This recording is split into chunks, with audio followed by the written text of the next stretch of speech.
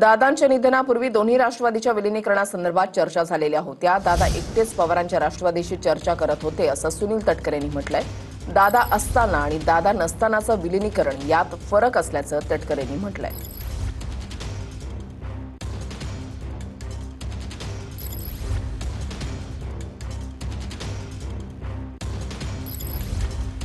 दादांच्या निधनापूर्वी विलिनीकरणाच्या चर्चा झालेल्या होत्या असं पहिल्यांदा सुनील तटकरेंनी माध्यमांच्या समोर स्पष्ट केलेलं आहे। मात्र दादा असताना आणि दादा नसताना विलिनीकरणाच्या चर्चा याच्यामध्ये फरक असल्याचं देखील त्यांनी म्हटलेलं आहे।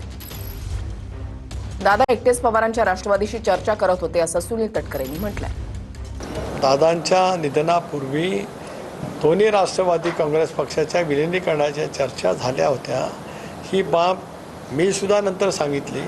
त्यामुळे फार मोठं काय गौप्यस्फोट प्रोजेक्ट तनपुरीने केलं अशातला का भाग नाही। कारण प्रोजेक्ट असतील किंवा पवारसाहेबांच्या राष्ट्रवादी काँग्रेस पक्षाचे सगळे नेते असतील तर दादा एकटेच या सगळ्या, कारण दादा नेते आहे, कमांड होती, त्यामुळे एकटेच त्यांच्याशी चर्चा चालू होती।